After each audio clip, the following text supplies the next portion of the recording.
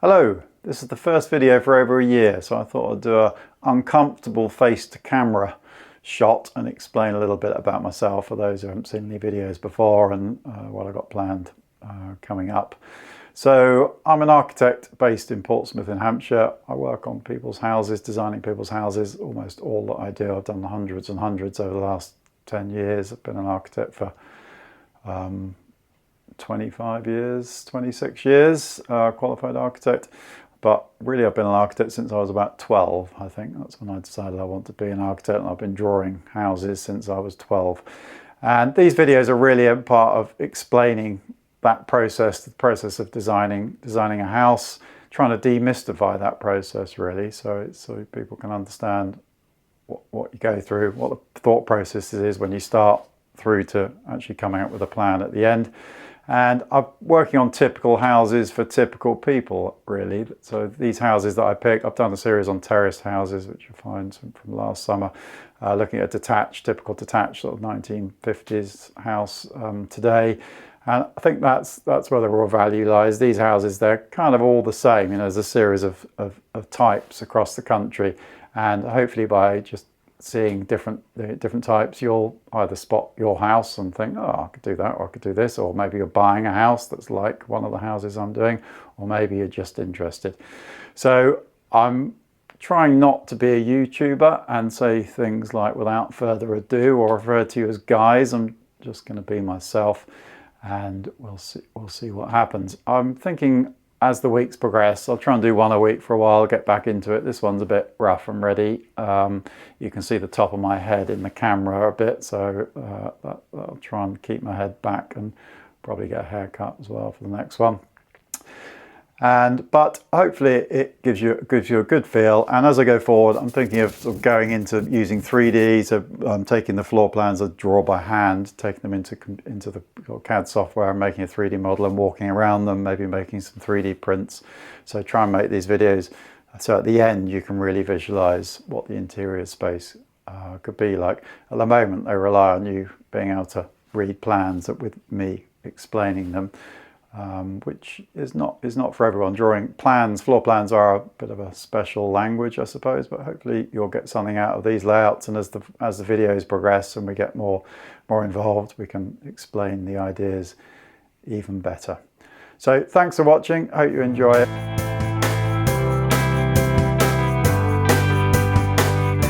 Hello, I'm back. After over a year, which is hard to believe, seems like 5 minutes ago I was doing these videos.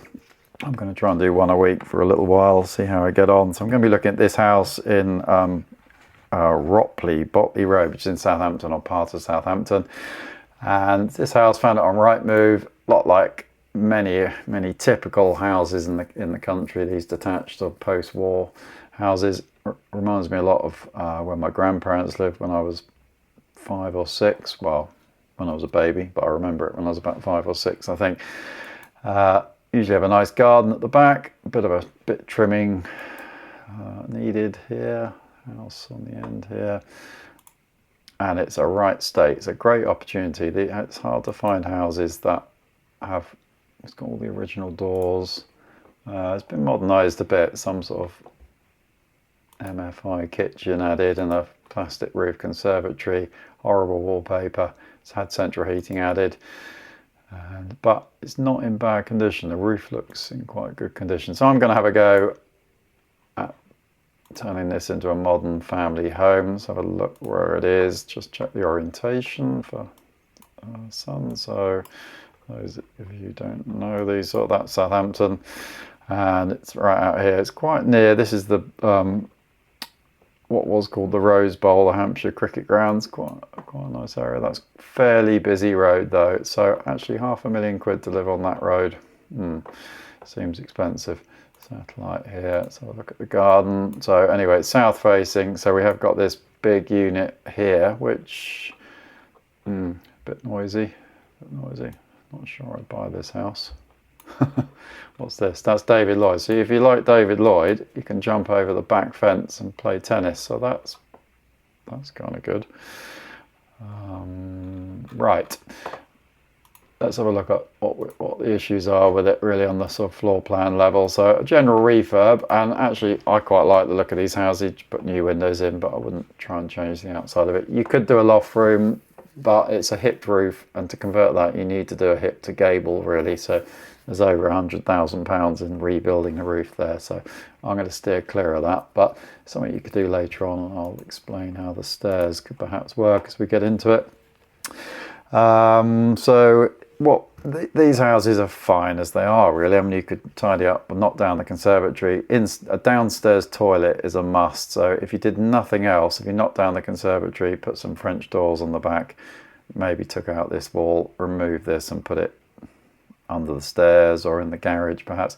This garage would have fitted my granddad's Cortina in 1975, but it won't fit many cars these days, so that's maybe a useful space for bikes and surfboards or whatever things people have.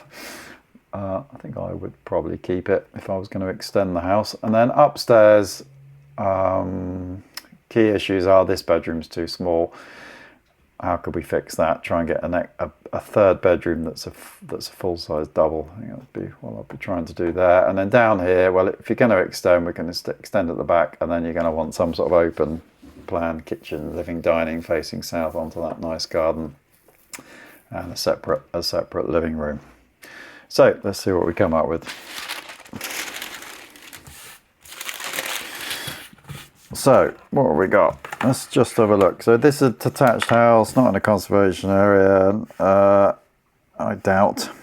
Not in a national park for sure, so you could go, in fact it wouldn't matter if either of those cases were the case, because you could still extend 4 meters on the back.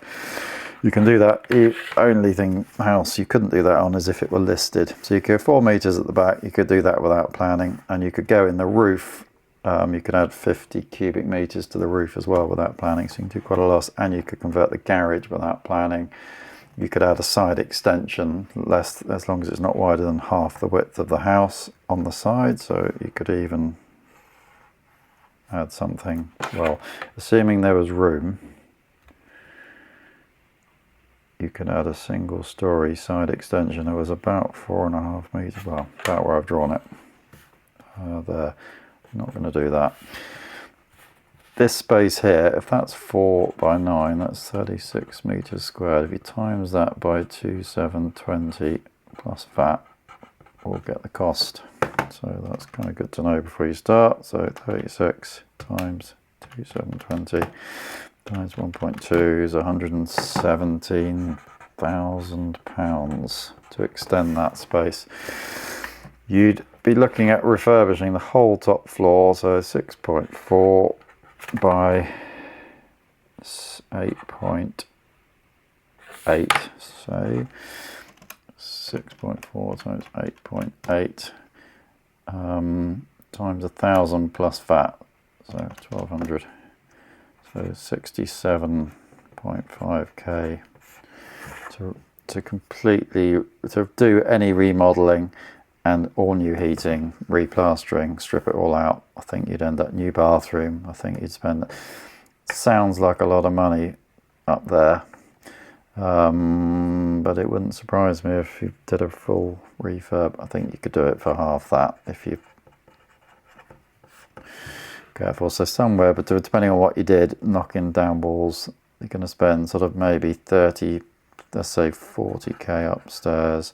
And then downstairs, this area here, you're going to remodel an area that's, let's say another 36,000, 36 times, and here I think we'd want to use 1250 a square metre times 1.2, 54k. So I think overall 117k, 54k and 40k gives you 117 plus 94, 211. So a couple of 100,000, I think, to extend and remodel this house would be the sort of budget that you'd be into. If you didn't extend, I think for a house like this, you'd probably do well to do it for less than 100 by the time you put a new kitchen in and the new heating and all that kind of stuff. So that's the sort of practical bit of it. We're going to imagine that someone's given us another 200,000 on top of the 500,000 to buy it. And where I would start then is by doing this extension on the back. I think that's the sort of the first thing you'd do if you'd brought it with the budget to do it. So we'd extend out the back here, and I think we draw a line here and say that's a separate living room, a front room, and we keep the door there in there. Means you can have a sofa here. I'll draw this out a bit tidy, and then TV here. So that's the sort of TV room. When you come in the front door, you're going to want to see right through to the garden. If doors are open, we're going to keep the garage, but I think we're going to just knock the back out of it because we can't fit a car in it. So we can put bikes and what have you in there securely. And whilst maybe practically it would make some sense to keep this wall, the back wall of the house, and then make this some sort of utility and toilet, you do end up with 4 meters gets a bit narrow there, and you end up with a sort of space that's like this. Maybe you'd use a bit of that as well. This space is a bit dark, this is a bit tight, and you'd end up with a kitchen back here. So what I would be trying to do is trying to keep this back room as full width and deep as possible. So if we took, say, 5 meters across here, that feels like enough space then to have sort of, you know, good sized sofas. Good sized sofas are sort of 2.5 meters long here, and then a dining table here. So I'm, before really doing anything, actually thinking about what we're going to put in this room. The other way of doing it, create some space and then work out how you furnish it later, but I just think that the furniture bit and how you use it is the most important starting point. But then that gives us 2.5 meters, so 8 foot of utility space here. So you could have a back door in the middle, or side door, and then you get 2 runs of units which are 2.4, so you get 8 units, so 8 washing machine sized sort of modules through there. I then try and sneak a toilet in here under the stair. I expect the stair starts a bit further in than they've drawn it, normally does. And you put the toilet, well, actually put the toilet there, door there. Then I'd create a bit of a cloaks cupboard here, I think. And we put the kitchen in this corner because it's kind of dark, and relatively dark.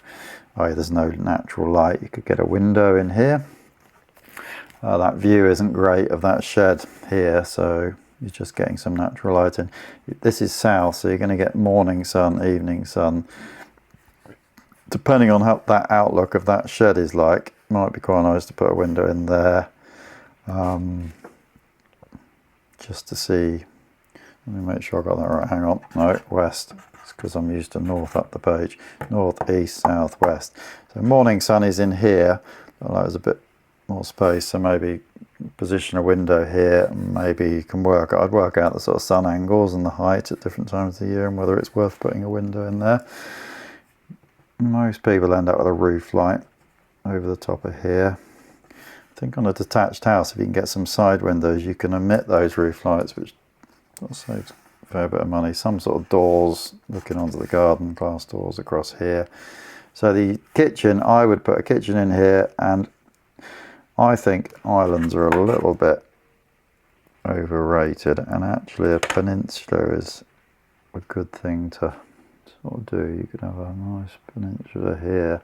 Peninsula is just an island with one side docked, and you could turn that into an island and walk through here, but you've lost space, and you have to walk around that way. So it kind of hides the kitchen away as well a bit, I think. To the back of the kitchen, you could have a sort of hob tucked in here then with the extract out, sink under the window, and and then you can have some sort of seating around this island. That table I've drawn on that sketch is absolutely massive, sort of 3-metre table, so 2-metre table would here give you lots of room. Draw this out a bit neater after. So that's quite a good layout, I think. You come through, you're going to have some sort of pocket doors or something in there. Have a think about that. And then we've got a garage in here, so let's just tidy that up a bit.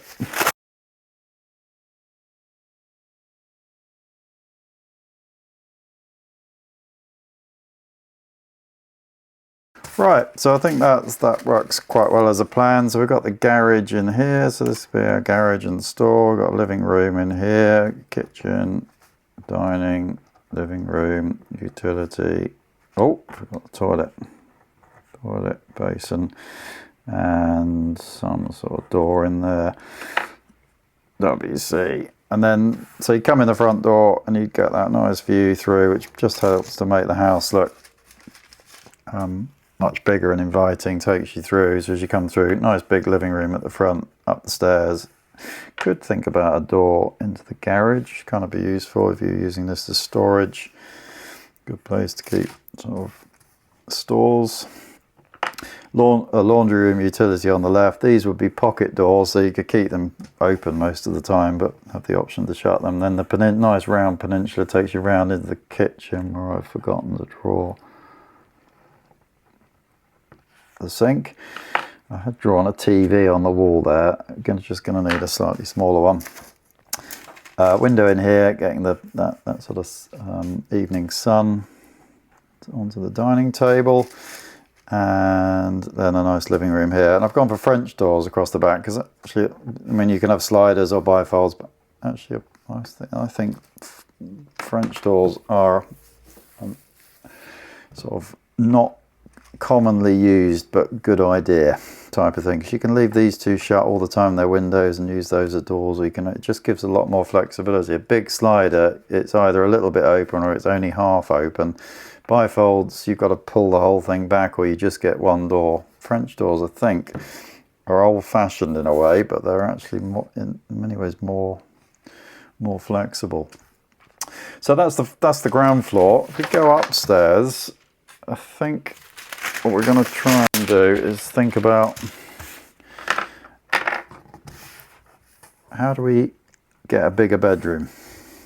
Now, my thought is on this is if we make the stair, we'll probably get a little bit longer, but if we put some winder steps in here, 1, 2, 3, then when you come up the stairs, you come up and you turn to the right. That means that all that landing space that's wasted can be a wall.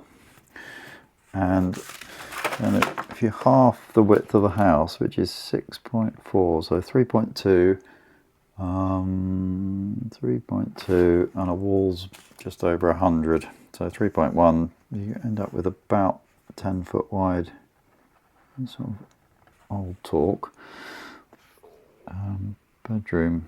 And I don't know why that, and then that wall doesn't need the steps, so keep the front room as it is and turn this then into a nice generous, because it's quite a big bathroom.